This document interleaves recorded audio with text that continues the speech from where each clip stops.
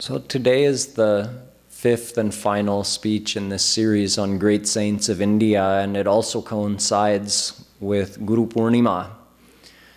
So tonight I'm going to talk to you a little bit about the philosophy of how a saint helps other souls find God. So we talked on the very first day, excuse me. What is a saint? A saint means someone who's God realized. So an ordinary soul becomes a saint by attaining God. What does guru mean? Guru is not different than a saint. A guru means a saint, meaning a God-realized soul who is actively helping other souls find God. That's a guru. There could be some saints in the world who aren't actively involved with people. Maybe they're here, but they're, in solitude somewhere. So although that saint is qualified to be a guru, but they're not acting as a guru. Some might wonder that this idea of guru, is it something that evolved recently, or how old is this philosophy of guru? Well, guru is mentioned in the Vedas. The eternal Vedas of Sanatana Dharma mention guru in many places. Yasya deve parabhaktir yatha deve tatha gurau tasyaite kathita hyartha prakashyante mahatmanah. Shvetashvatropaniषद mentions about guru. Tad vijnanartham sagurumeva bhigachet samitpani shrotriyam brahmanishtham. Mundakopanishad also mentions that if you want to know God, then you need the help of a guru. Kathopanishad also says, Uttishthata jagrata prapyavaran nibodhata. If you want to know God, you need the help of someone who's already done it. So, O souls, wake up, get up, find the association of a God-realized saint and get the real knowledge of how to follow the path to God from that saint and attain God in this life. This is what Kathopanishad is saying. So the idea of guru is not new. It's as old as the earth is. Now, one thing to understand before the main part I'm going to talk to you about tonight is how does a guru help a soul? And then how do we recognize a guru? But before that, there's a little bit to understand about classes of saints, because every saint is a guru, or could be a guru, is qualified to be a guru. But you only need one guru, and you choose your guru according to your goal. Because different saints have attained God in different ways. For instance, the same one God is described in the Bhagavatam by Veda Vyas as having three main forms: Brahm, Paramatma, Bhagavan. He says that there's not three gods, there's one God.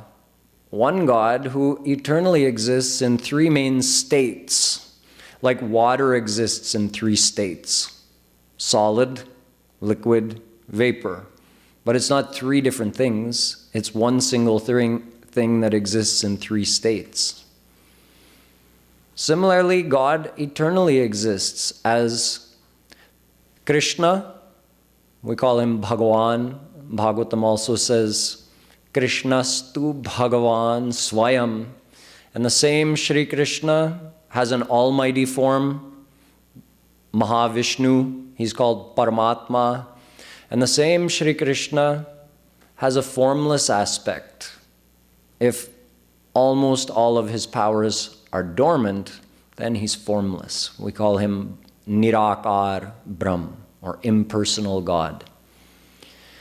So God can be attained in any one of these three ways. Jnanis and yogis, they worship formless God. Bhakt saints have attained the personal form of God, but in His almighty form. In other words, those who worship Vishnu or Shiva or Durga or any of their affiliated almighty powers like Ganesh, Parvati, Kartikeya, Gauri, Kali, these are all almighty forms of God, so they belong in this category of Paramatma.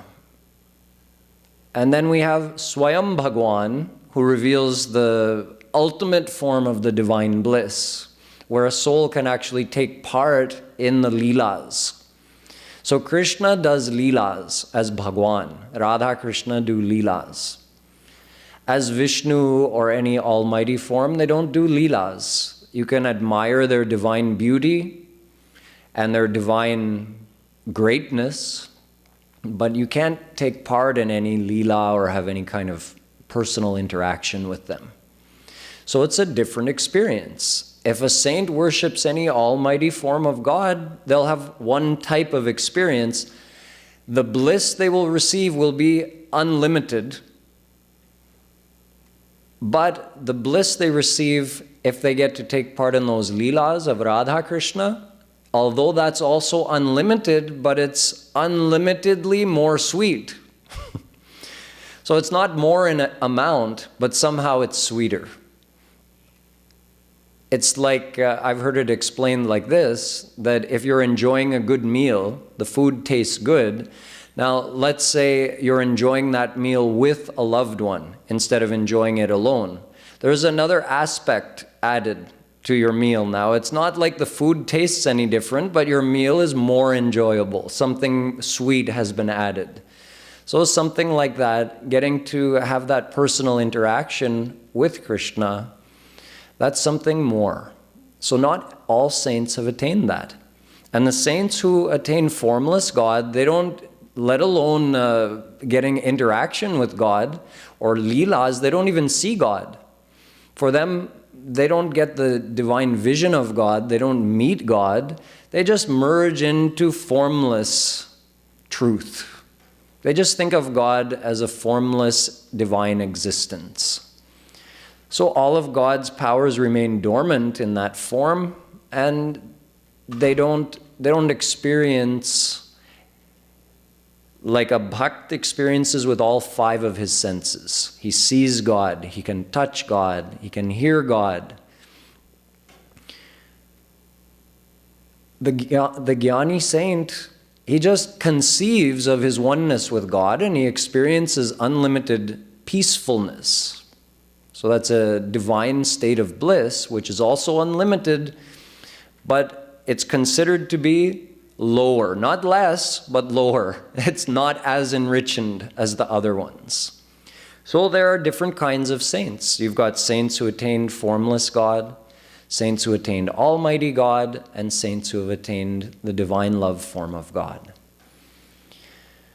So now, according to the relationship we want with God, we should aspire to find a guru of that class. Because, for instance, if you go to a true saint, and that saint has attained Vishnu, he's a God-realized saint who is enjoying the unlimited divine beauty of Vishnu all the time. And you ask him, I want to join in the Leelas of Radha Krishna.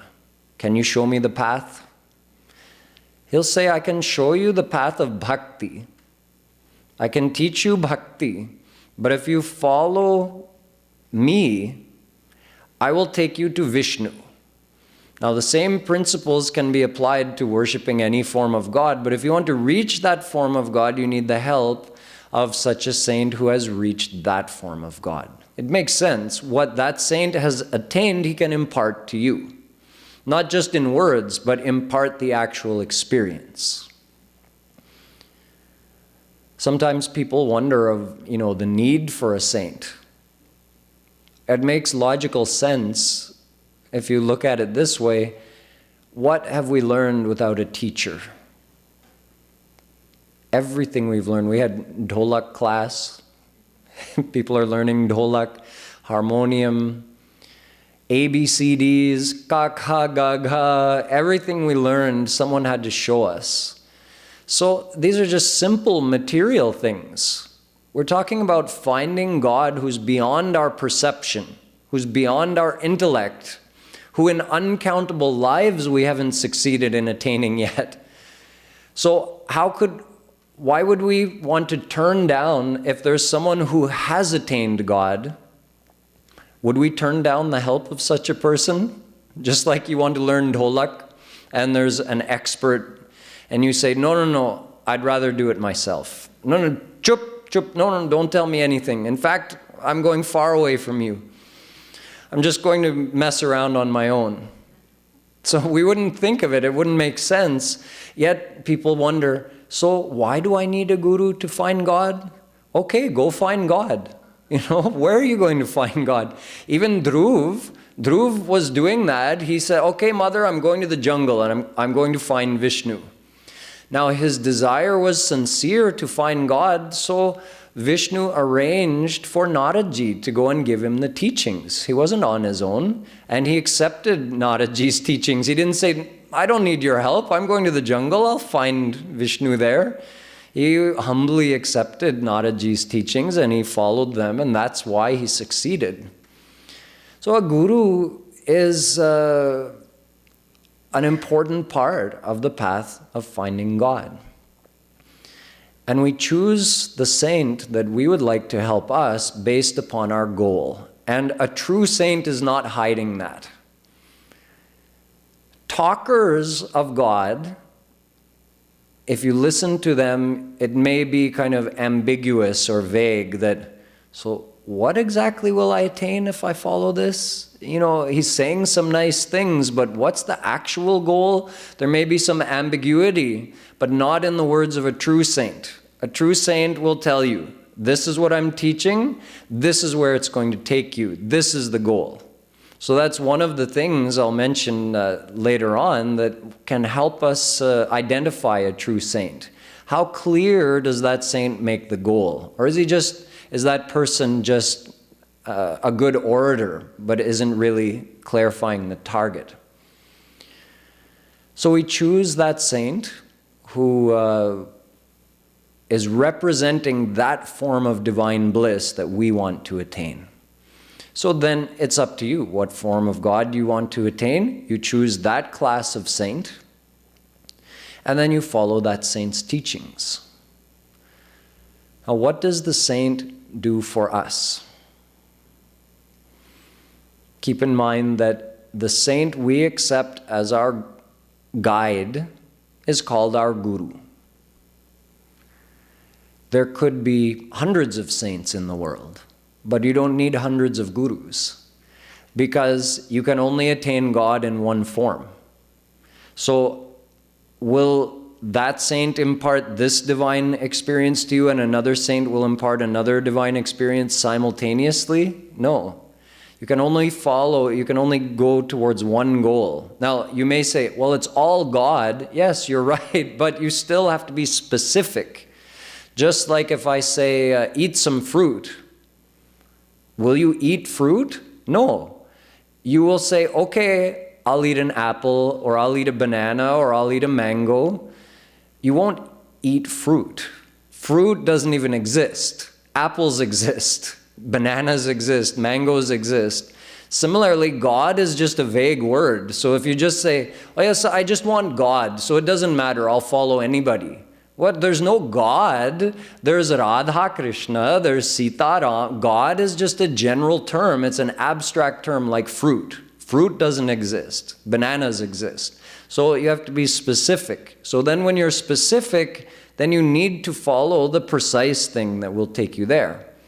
Now, bhakti is the path to attain any form of God. That's true. But it's not just about physically following the path. You're getting graced internally by the guru who imparts the experience, both on the path and then the ultimate divine experience. So you literally get what that saint has. So you better be specific. I want that. So you choose that saint. That saint is now called your guru. And Although you can change gurus, there's a lot of examples in our history of a soul on the path to God who changed their guru. There's no problem in that, and no true saint would ever object. Would say, oh, that person's going to help you? Good, good. And there are even examples of saints who directed their disciples to go make that person, make that saint your guru. He is teaching the path to what you want. What I'm teaching is something else. But you only need one guru at a time. So the saint you accept as your teacher or your guide is your guru. And then there are three main ways that the saint helps us. One is very obvious. He gives tattva gyan. He gives the knowledge. Who are you? Who is God?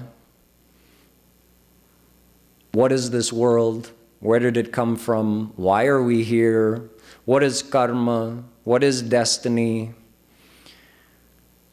What is happiness? Where is happiness? All of this philosophy the saint imparts to us through words, through answering our questions. In fact, that's part of the definition of guru. Grinati jnanam iti guruhu, girati ajnanam iti guruhu, gum rauti iti guruhu. Ved defines the word guru. The one who gives true knowledge, both the tattva gyan that you receive, like when you're here at Radha Madhav Dham, you receive the philosophical understanding, spiritual knowledge. That's one form of knowledge. And then you practice that knowledge by following the path of bhakti. And in the end, the guru also gives you divine knowledge. So, grinati jnanam iti guruhu. The one who can actually give you divine knowledge is the guru. Girati ajnanam iti guruhu. The one who removes ignorance. So there's two forms of ignorance. There's the ignorance of our not knowing something, meaning we don't correctly understand the spiritual philosophy. So by giving the knowledge, the guru removes our ignorance. And then there's the ultimate ignorance, meaning the bondage of Maya, you can say. In the end, the guru removes Maya. That Maya that's deluded our intellect for uncountable lifetimes, made us forget who we are, made us think we're this body, made us forget about God. In the end, the guru banishes the darkness of Maya. So, gum rauti ti guruhu. The one, gu means darkness, meaning Maya. And ru means nikalne wala. The one who removes Maya, that is the guru. So the guru literally gives us proper understanding, and then in the end also removes that original bondage of Maya when the soul, you have to follow the path and then you get your heart purified. Then in the end, the guru eliminates the Mayic bondage for that surrendered soul. So giving knowledge is part of it. Helping us to follow the path is the second part. What is sadhana? Sadhana means the path you follow to attain your goal. So you can say part of the knowledge is knowing what your sadhya is. What is my goal? So the other part of the knowledge is going to be sadhana. Now that I know what my goal is, what do I do to attain that? But not only explaining it, practically having us do it. So the saint shows the souls how to follow the path of bhakti, sadhana bhakti. He gives the knowledge, and then he says, this is how you apply it. Here are examples of how you can apply it in your life. This is what you have to do on a daily basis. Now follow that. He gives instructions for daily life for how to follow the path of bhakti. And those instructions should be realistic, something a soul can realistically incorporate into their life as it is, and receive real benefit. So that's number one and number two. number 3 is more hidden, but more important. The saint can also grace us internally. The other 2 were out in the open, right? Meaning just he's explaining things with words. This is how it is. Okay, this is the path. Do this. Invisibly, the saint uses something we call kripa shakti to grace us in our heart, actually, in our antahkaran. That kripa shakti is not the saint's power, it's God's power. Kripa Shakti is one of Krishna's powers. It's through that Kripa Shakti that a soul becomes a saint. Because a soul eternally bound under Maya cannot free itself from the bondage of Maya, cannot free itself from all of those uncountable past actions that are waiting to fructify. A soul cannot free himself from that bondage either. So it's the Kripa Shakti of Bhagwan that eliminates all the past karmas, the total Mayic bondage. That power of divine grace eliminates that. So when a soul becomes a saint, that saint becomes like God, in that the saint is now in possession of that Kripa Shakti. Brahma vid brahmaiva bhavati. Ved says when you attain God, you become like God. You don't become God because a soul is still a soul, but in many ways you become equal to God because God gives His unlimited divine bliss and His unlimited divine knowledge to the soul. So now, in terms of bliss and knowledge, there's no difference between the soul and God. And how did God impart that? Through His Kripa Shakti. So the saint received God's divine grace. Now it's like if you have an electrical cable and there's some exposed wire and there's a high voltage of electricity running through that and you touch it. What's going to happen? It actually grabs you. So now you're holding on, you grabbed it and now you can't let go. Jack knows what I'm talking about. So now, if you see someone else who's got a hold of an electric wire and you think, I'll grab a hold of him and try to pull him off, as soon as you touch him, you'll be stuck too, because now the electricity is going to flow through you. Something like that, the saint has a hold of God, so now all of that divine power is within the saint, fully impregnated his whole being. And now a soul grabs hold of the saint. Now that soul starts to receive that divine grace. It depends on the cleanness of the connection, and the connection happens in here. So to the extent we make that connection to a true saint, in the same amount we're able to receive the saint's grace. It's like the potential is there, the voltage is there. So that power is waiting to flow. All you have to do is make the connection. In other words, there's no delay from the saint's side. The saint is ready and willing to grace any soul. So who receives the grace? The one who makes the connection. That connection is described with different words like surrender, attachment of the mind, faith. It just means that you connect your mind to the saint. It can be as simple as, I believe this person's a saint, I wish I could receive their grace. That's it. That thought means you connected, you made a connection. So then you start receiving something. Now, how is that experienced? Because you can't see grace flowing, and it doesn't literally flow because grace is omnipresent. It just manifests in your heart as an experience of affinity for Radha Krishna. Affinity means love, affection, a feeling of belonging, a feeling of owning, like this person is mine.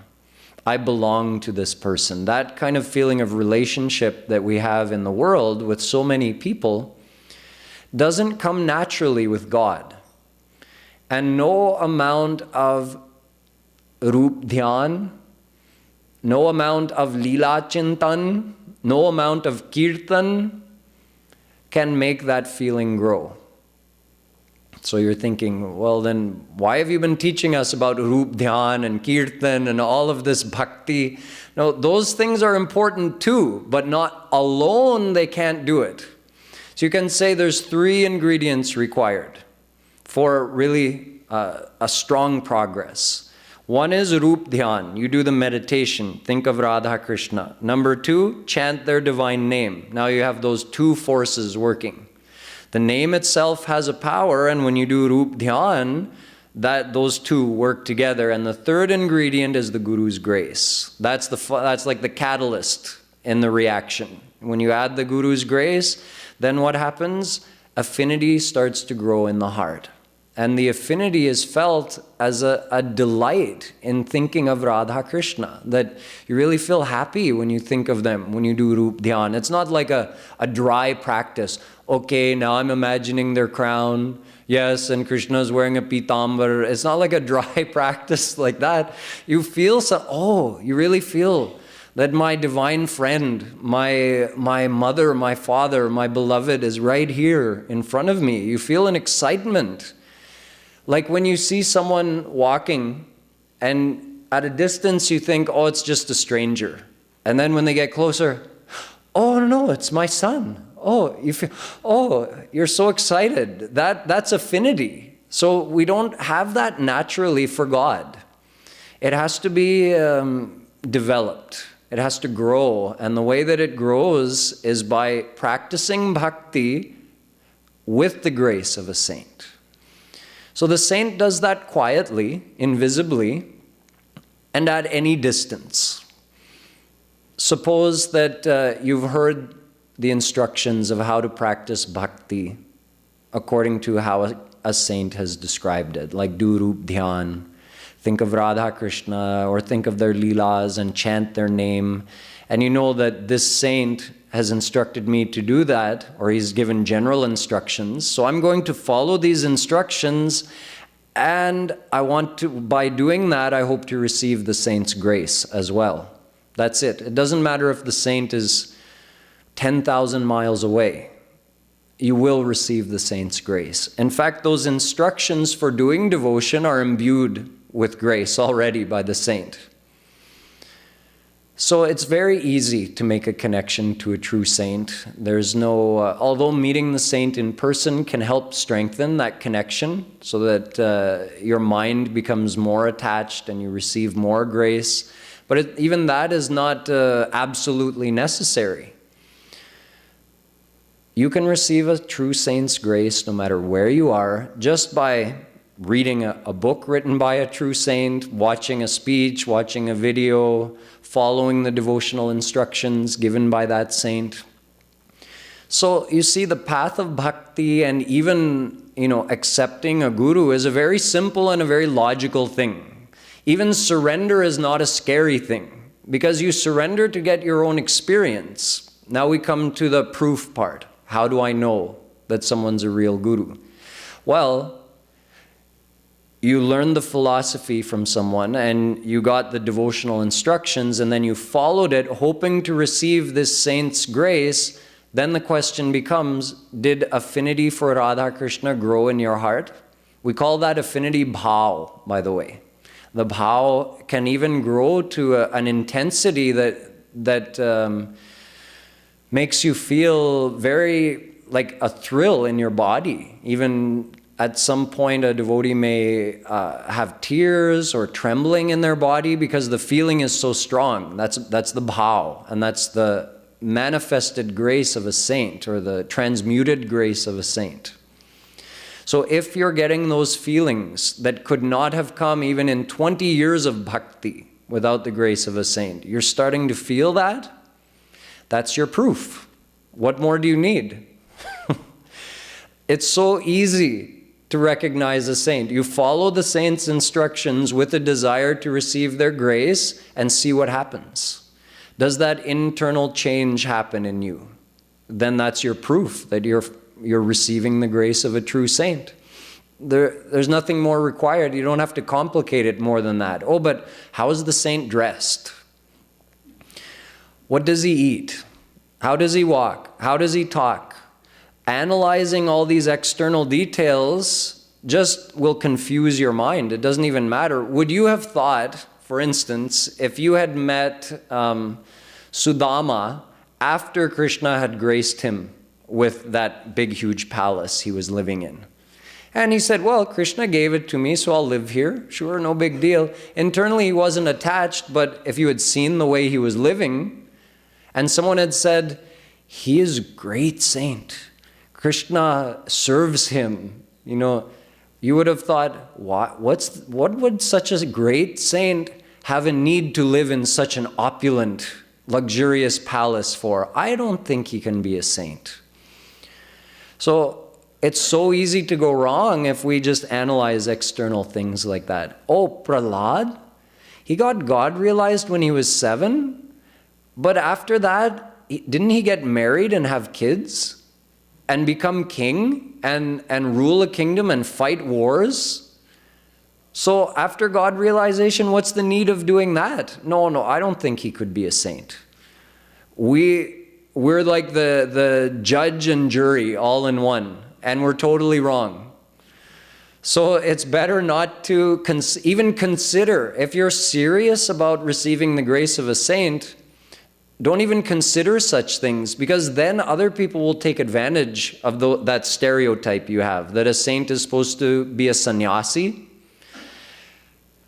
be physically renounced. Never mind that the saint is internally renounced. We want physical renunciation. No. You're not allowed to ride in a Lexus. You should walk in your bare feet. Flip-flops at the most. You know, we have these stereotypes. No, a saint could never wear a suit and tie. A saint should be wearing a dhoti. It could be orange or white. That much freedom will give you, but not more than that. And a saint should be living in a hut, really, not a proper house. And to be married and have children, never mind that 99% of the saints in the history of India, which is recorded in our Puranas, Mahabharata, Ramayana, they were all family people. They were all grihasthis. The gopis, Arjun, Prahlad, Ambarish, Dhruv, 99% were grihasthis. Yet we're prepared to say no. Nowadays, according to my understanding, a saint is supposed to be a sannyasi. Cannot be married and have kids. So we're setting ourselves up to be taken advantage of, because those who want to fool us, who aren't saints, what will they do? Grow their hair, grow a beard, put some orange clothes on, memorize some Sanskrit shlokas, and then give some nice flowery talks about God. Andar kuch nahi hai. It's like a gun firing blanks. Makes lots of noise, has no actual power. Like a check, I can write you $1 million check, but I have $0 in my bank account. So what's the value of that check? So a saint has the money in the bank, so he writes real checks. But it's all done internally. So if we're looking at these external things, we'll end up following a person who's just capitalizing on our own stereotype, what we think a saint is supposed to be like, and will wrongly interpret the lifestyle of a true saint, and will miss out on a chance that we could have received the grace of a real saint. But we said, well, yes, what this saint is saying makes sense. I like how he explains things. And the path he's showing also seems so practical. But then we come in with our reasons. You know, he's dressed like this, or he does this, he does. Leave all of that aside. What experience do you get by following that saint's teachings? That's the proof you should be looking for, because that's foolproof. You cannot be fooled if your proof is the internal experience. So that's how you recognize a saint. But of course, that takes time. You have to try out what the saint is teaching and sincerely practice it for some time, and then see what benefit you get. And I don't mean for 10 years. You should get, you know, if you're sincerely practicing, you should see some change in yourself in a few weeks, a few months. something should start happening. So you see, recognizing a saint, receiving the benefit of a saint, it's not very complicated, and it's not very scary either. It's very safe because you're in control. You follow the path and you see what happens. And then if you like what you're receiving, what will happen is your heart will naturally long for more. So you're becoming more surrendered. You'll receive more grace. You'll get more experience. You'll say, yes, yes, this really is the real thing. I want more. And that takes you right up to God realization. And in the end, the saint eliminates your Mayic bondage and reveals the divine vision of Radha Krishna. So the saint does all of this, yet doesn't get any benefit. You see, here at Radha Madhav Dham, anyone is welcome. We teach the philosophy of the Hindu scriptures according to how Jagadguru Sri Kripaluji Maharaj has explained it. All the philosophy is grounded in the Vedic scriptures. And anyone is welcome to come here. If they accept Sri Maharaji as their guru, if they don't accept Sri Maharaji as their guru, that doesn't matter to Kripaluji Maharaj. He's offering knowledge and he's explaining a path. If we follow that and we get some benefit, that makes him happy. But if someone says, you know, I just like this mandir, I don't want a guru right now, I feel good when I come here, then come. There's no requirement. You know, the ashram is open, the path is open, the knowledge is open. Just come and take whatever, however much you can, however much you want. And you should always feel that Kripaluji Maharaj and his preachers and all of us here at Radha Madhav Dham, we're here to share this with you, but there's no requirement from your side that you have to accept X amount of this or else we're going to look at you a certain way. No, you just come and whatever benefit you take, It's great. We're happy to have everyone here.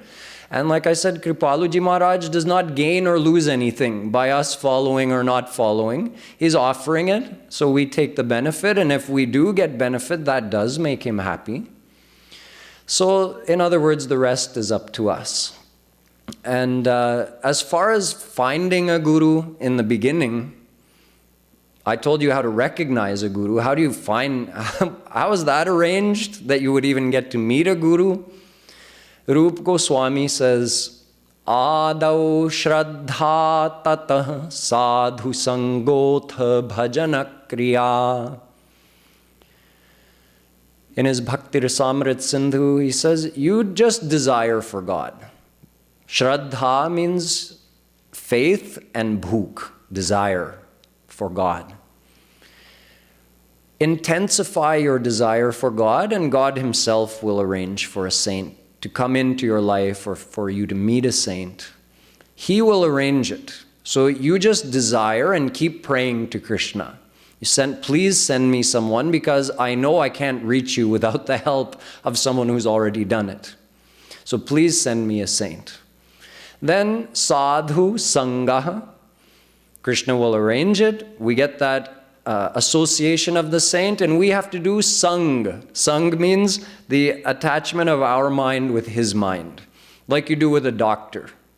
You go to the doctor and you say, this is wrong with me, please, you tell me, how do I fix it? Or you tell him what the symptoms are and you say, what's the root cause and please tell me how to fix it.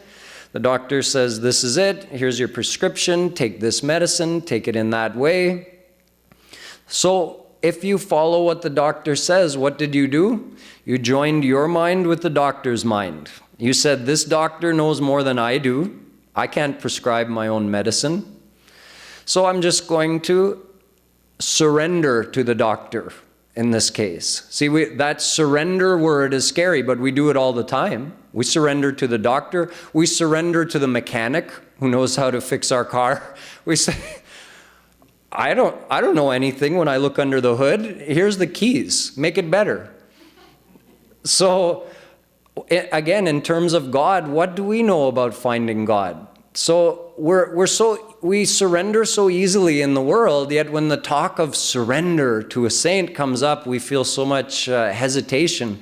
But the surrender is just the same thing, that the saint is saying, okay, this is the way it is. This is your dawai. The medicine means the path you have to follow. So follow this path and you'll see the results yourself. That's it. So accepting the teachings of the saint and applying it in your life, that's surrender. What else is there to surrender? If you say, I'm surrendered, but then you don't apply the saint's teachings in your life, then that's not practically surrender. The practical form of surrender is just applying what the saint teaches in your life, and then you get the benefit. So even surrender is a logical and very safe thing. There's nothing scary about it in its practical form. So if someone starts following this, sadhu sangaha, we associate with the saint and we start incorporating that saint's teachings, then bhajana kriya bhakti begins at that point. Once you've received the instructions from the saint and you start implementing it.